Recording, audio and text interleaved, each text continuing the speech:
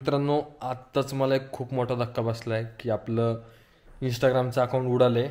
Refresh कर काहीच होईना. इकडे वायफाय पण चालू आहे. अरे माझं अकाउंट उडाला राव. तुझं नाही उडवलं मित्र. हा मग तेच दिलं नाही आम्हाला. तर असं वाटायला की म्हणजे साक्षात माणसाच्या रूपात ती श्री दत्त येऊन आम्हाला दर्शन नाही करायचं होतं. असेल मे बी. मम्मी एवढं तुम्ही ब्लॉग मध्ये बघतच ते देवाचं करते. आलं असेल देवाने 7 कर. आज पण झालंय का आता असंच आता मध्ये मी दिवसभराचं काम करणार. जय महाराष्ट्र मित्रांनो, स्वागत आहे तुमचं आपल्या नव्या व्हिडिओमध्ये. आणि आजच्या ब्लॉग मध्ये काय माहिती काय होणार आहे, कारण मी सकाळी उठलोय आणि आज मी तिकडं दुसऱ्या ठिकाणी व्हायची तिथं कंपनी म्हणजे वर्कशॉप आहे. तिथं माझ्या वर्करचा फोन आला होता की आज तो येणार नाहीये. सो मलाच जावं लागणार आहे तिथं आणि मीच आज सगळ्या गोष्टी इथल्या हँडल करणार आहे. हँडल म्हणजे मशीन वगैरे चालवणे या सगळ्या गोष्टी. तर कुठल्याही क्षणाचा विलंब न करता सुरुवात करूया आपल्या नव्या व्हिडिओला. आपल्या इकडे चावी आहे.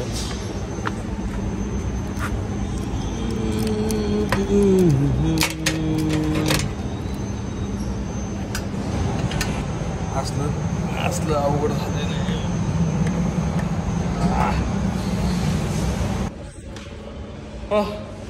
आता थांबतो काय लागलाय माझा. आता इकडून मागची जरा खिडकी बिडकी खोलू.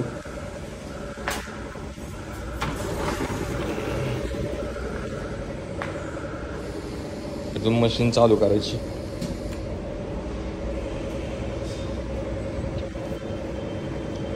मशीन चालू होते तोपर्यंत आपण वर जाऊन थोडीशी पूजा करूयात.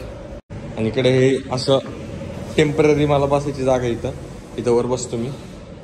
इकडे स्वामी समर्थांचा फोटो आहे आणि इकडं देवीचा फोटो आहे. आता यांची पूजा करायची मला.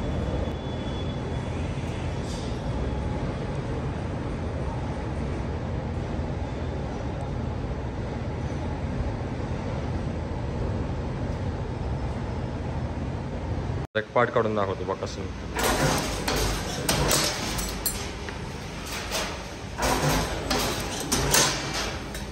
चेक करायचा की बरोबर आहे का नाही. थोडीशी जी लेंथ जास्त आहे ही कमी करावी लागेल मला. आणि अशा पद्धतीने मशीन झालेली आहे चालू. आणि माझा हात पण झालाय का आता असंच आता मध्ये मी दिवसभराचं काम करणार. इकडे सगळे मटेरियल तयार झालेलं मटेरियल. जस्ट आता मी शटर डाऊन केलं बघा. नुसता घाम बी मला एवढा घामाघूम झाले. हात बीत धुतले, हात पण धुतले आणि आता इथून मी चाललोय घरी. त्यापूर्वी आपल्याला शुभमला भेटायचं आहे. आपला मित्र शुभम 25 लाख गाडी ठोकणारा तो BMW वाला, त्याला भेटायचं आहे. त्याच्या कंपनीच्या बाहेर येऊन थांबलेलो आहे मी आता. त्याला भेटेल मग घरी जाईल, जेवण करून येईल, परत मग उघडून परत चालू. शुभम देखील आलेला आहे माझ्यासोबत. आणि आत्ताच आम्ही एक पोस्ट बघितली की एका म्हणजे मीम पेजवर आलं की मुंबईचा एक भारत जन्मून भिकारी, त्याची नेटवर्थ आहे 7.5 कोटी. 7.5 कोटी म्हणजे केवढी झाली. आणि तो महिन्याला 70,000 रुपये भीक मागून कमवतो. सोबत त्याचा 1.2 CR चा फ्लॅट पण आहे, शॉप्स पण आहेत, ते रेंटवर देत. म्हणजे विचार करा काय परिस्थिती. आपण एवढं कमवत नसल तेवढं एक भिकारी कमवतो. डिप्रेशन मध्ये हा गेलाय. मी तर आता सगळं विकून भीक मागायला चालू करतो. चलो भाई देखो अब मैं क्या करता हूँ. Later that day. बघा स्वतःच्या ब्लॉग मध्ये आहे तर तिला माहित नाही. तिला कालच्या ब्लॉग मध्ये फुटेज घेतले. आता पण घेतोय मी, हे पण टाकणार आहे. तू घाणच टाक माझं सगळं. मग तू कधी छान असते. तू चुप रे बाबा, तू चुप रे. मला भाव असला ना काय नसतं. ए शौर्य थांब की जरा बोलू दे की मला माझं जरा. आजचा दिवस खूपच जरा माझा डल गेला. कारण इकडच्या कंपनीत होतो मी. तिकडे जरा एक मशीन आली तिची आम्ही जरा शिफ्टिंग करत होतो नवीन मशीनची. उन्हात आणच तिकडे फिरून फिरून ब्लॉक काय घेतला ना मी तिथं. पण कंटाळा आला म्हणून तिकडून घरी आलो. आत्ता मस्तपैकी जेवणाचं नियोजन केले नॉनव्हेजचं. घरात सगळेजण मम्मी बिम्मी बसले, पप्पा बिप्पाचं जेवण झालं सगळं. हा ह्या दोघी आमच्या घरामध्ये लय जेवतात. लय जेवतात. आमचं जेवण होऊन परत उठलो तरी. हा मग जास्त खायला लागले का तुम्ही. असं काय नाही, मम्मी सगळ्यात शेवटी जेवते आमची, त्यामुळे लय बसली ताट खायला. हा एक्सपिरियन्स तिथला जेव्हा आता मध्ये गावाला गेलते मला सोडून. पप्पा आधीच गेलते आणि ह्या ऋतू आणि ते सगळे नंतर गेलते मागून बसने. तर ते तिकडे फिरायला पण गेलते देव करायला. तर त्यांचे एक्सपिरियन्स सांगतात. मी नव्हतो तिकडे, मी इकडे होतो. ते ठेव तुझा ब्लॉग.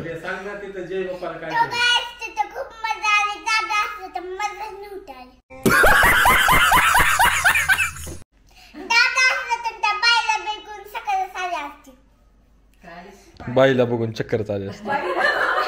मम्मी ते आधी तुळजापूरला गेले, तुळजापूरचं दर्शन घेऊन अक्कलकोटला गेले आणि तिकडून पहिल्यांदाच गाणगापूरला गेलते. आणि तिकडं 12 वाजताची मेन आरती असती, ती आरती झाली. आणि त्या आरतीनंतर ते जवळपास 1-1.5च्या आसपास तिथं पोचले होते. तर त्यांच्यासोबत असा मम्मीच्या म्हणण्यानुसार काहीतरी किस्सा झाला चांगला. तर ते मम्मी सांगते की त्यांना दर्शनाच्या लाईनला थांबले होते. तिथं दर्शनाला किती वेळ लागायचे? 3 तास. आम्हाला 3 तास लागत होते. हा, मग मम्मी पप्पांना म्हणले की कुणाला पुजाऱ्याला पैसे नाही का असं ऑनलाईन देऊन किंवा पैसे घेऊन देतात डायरेक्ट दर्शन येतात का असं. मग एका पुजाऱ्याला बोलत होतं, दुसराच पुजारी आला. ते म्हणलं दर्शन घ्यायचं का तुम्हाला? तर पप्पा म्हणले हा इकडून या म्हणजे इथून जाऊ म्हणले. मग पप्पा आम्ही सांगितलं तसं तिकडे गेलो. पप्पा पुढे गेले असंच बघायला. तर ती परत पुजारी आले, तिकडे पुढे कशाला चालला? मी इथून जावं म्हणलं. पण फक्त त्याने हाताने असं खुनविलं इथून जावं म्हणून नाही का असं. आणि मग त्यांनी तिथून गेले. तिथून आम्ही 1 मिनिटात त्या मंदिरापाशी गेलो. पहिल्यांदाच गेलता, माहितीच नाही कुठं देव आहे काय. परत तुझ्या तर त्या डायरेक्ट पुजाऱ्यालाच म्हणली म्हणजे मंदिर हेच मेन मंदिर आहे का असं म्हणली समोर करून. आणि मग परत दर्शन तर इतकं छान झालं. आम्ही जवळजवळ 5 मिनिटं तिथंच थांबले होते. मला पण माहित नाही की नेमकं मंदिर कुठं आहे काय नाही का. बाहेरची बी असं पूजा लोक जे पाय पडालेत का हार वगैरे नाही का माझी पिशी दिली द्या म्हणून मलाच कळलं काय नेमकं. जवळपास तो गाभाऱ्यातच पोचले होते. गाबर म्हणजे समोर दर्शन थांबलं होतं. जी मेन लाईन आहे ना ती 3-4 तासवाली ती तशीच थांबलेली होती. थांबवून ठेवलं होतं. आणि तुम्ही डायरेक्ट आतमध्ये पोहोचले तिथंच थांबले निवांत. आणि परत आम्ही बाहेर आलो. पप्पा म्हणले आपण भेटू तरी त्यांना नाही का चहा पाण्याला पैसे देऊ किंवा काय.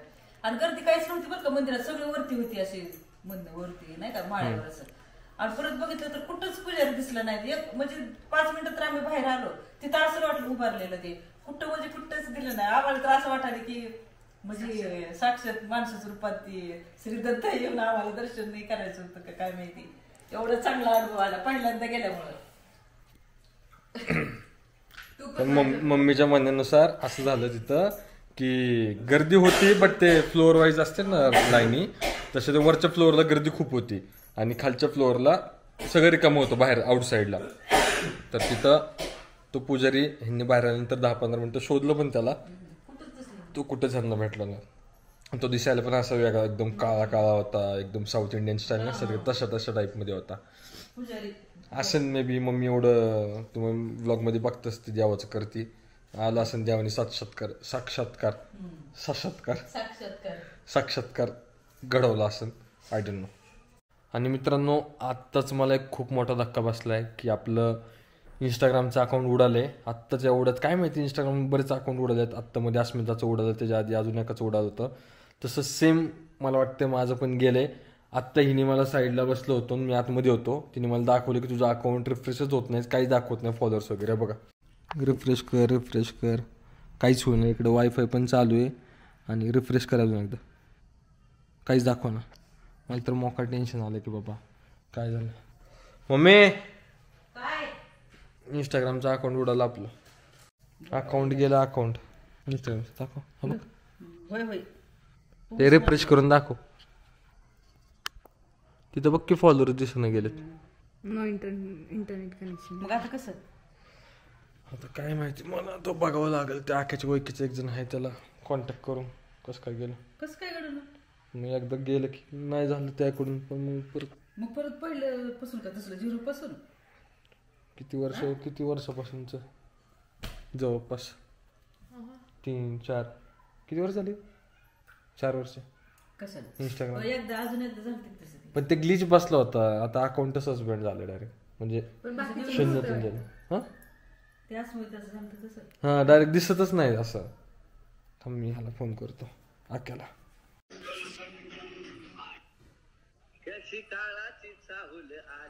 ऐक की लाऊडस्पीकरला फोन आहे माझा बर का.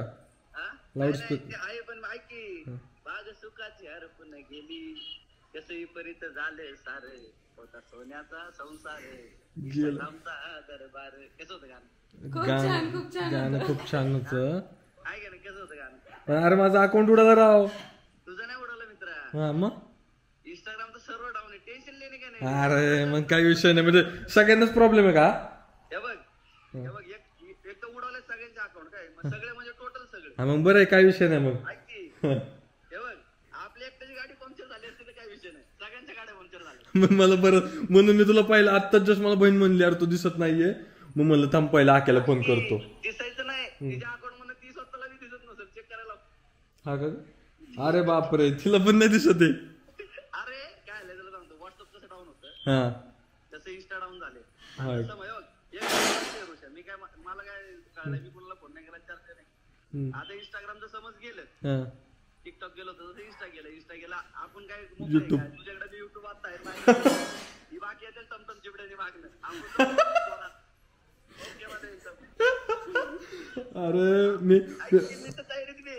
आता जरी गेलं ना मी तर लगेच उघड लावलं. आता जर समज गेलं की लगेच शॉर्टला राय परफॉर्मन्स एक अकाउंट चालू करते आईच्या गावात आणि आता हिंदी मध्ये करायचं फुल. आ जाओ दोस्तों, आ जाओ दोस्तो 100 रुपये में 2 लेके जाओ. 100 रुपये में 2 लेके जाओ. नाही मी फोन तुला कशाला केलता माहिती का? मला वाटलं माझं उडालं आता म्हणलं तर अस्मिताचं जसं उडालं होतं ना. ऐक की बरं झालं मला सांगितलं सगळ्यांचं गेले मग मला पण टेन्शन नाही. एकट्याचं गेलं असतं तर मी रडलो बिडलो असतो. लक्षात घ्या बघ काय माहिती सुरू झाली म्हणजे जास्त टेन्शन येते पण आजची डावच झाली ना मग हा तेच म्हणलं ना माझ्या एकट्याचं गेलं असतं तर मी रडलो असतो बाबा. नाही नाही भाऊ लय बेकारी झाल्या असतील. हा ना की मी आहे ना कधी झालं तुला सांगतो मी हा. 6:30-7च्या दरम्यान डाऊन झाले ते. हा काय मी एवढा फोन कामावर बघितलंच नाही. फक्त हे नाही डाऊन झालं, अख्खा मेटा डाऊन झालाय, फेसबुक पण बंद झाले. होय हा होईल पण चालू. होईल बघू चालते कर तुला पण. हो मगाशी आमचे पप्पा लय खुश झालते की काय म्हणते होते पप्पा मगाशी तुम्ही? बरं झालं बंद झालं ते एकदाशी कामात आल्याला लागशील. नाही पण ते तुमचं स्वप्न ते स्वप्नच राहणार आहे कारण अकाउंट बंद नाही झालं. सगळ्यांचंच बंद झालं अकाउंट त्यामुळे काही विषय नाहीये.